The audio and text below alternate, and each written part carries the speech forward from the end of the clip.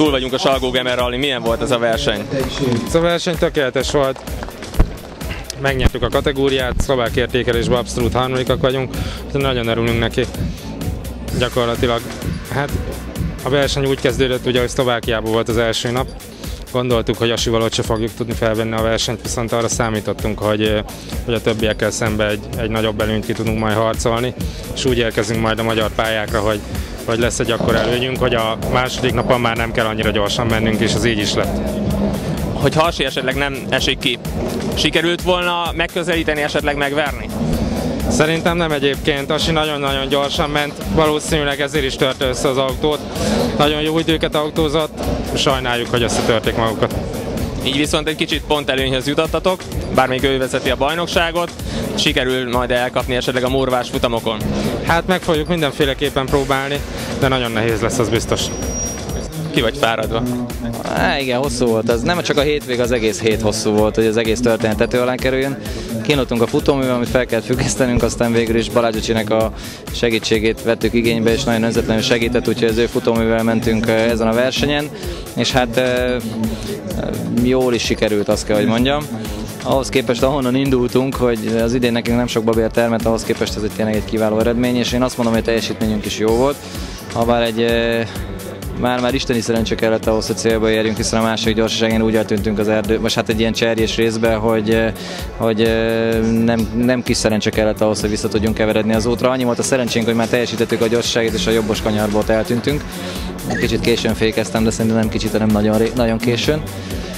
Úgyhogy, de nagyon nem viselt még minket a következő körben, még ugye a kocsin is állítottam, és én úgy érzem, hogy egyre pozitívabb. Menni kell még aszfalton, tehát összességen nézve a tavalyi évet sem tudtam olyan sokat menni, és így a többi NS-sel együtt így lobogni ezeken a pályákon, én azt mondom, hogy kell még a rutin, és minél több kilométert kell menni, és akkor ez majd még lesz is jobb. Üdvözöljük a rendező azon törekvését, hogy új szakaszokat, külföldi pályákat hozott be?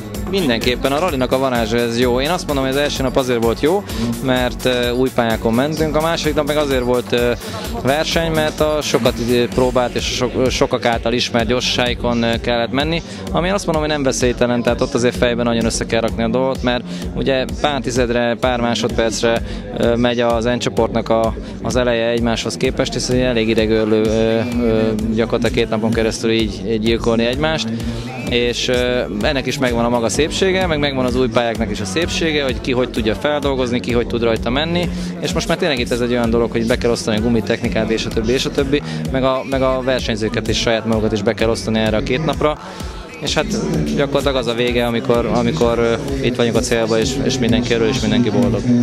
Talajtípust fogtok váltani, jön a murva. Igen, mert azt mondom, hogy várom.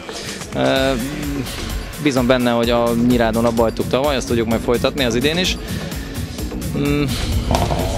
Ez a Veszprém azért egy odafigyelős verseny, és bízom abba, hogy azt a kellő kompromisszumot meg fogjuk tartani az idén is, azzal, hogy kellően gyorsak tudunk majd lenni, de azért vigyázni is tudunk majd az autóra, mert a veszprémi pályák ugye arról híresek, hogy ész nélkül azért nem lehet rajtuk menni. Nem voltál elégedett az eredménnyel, a csapattársadat illetően. Sikerült előrébb jönni?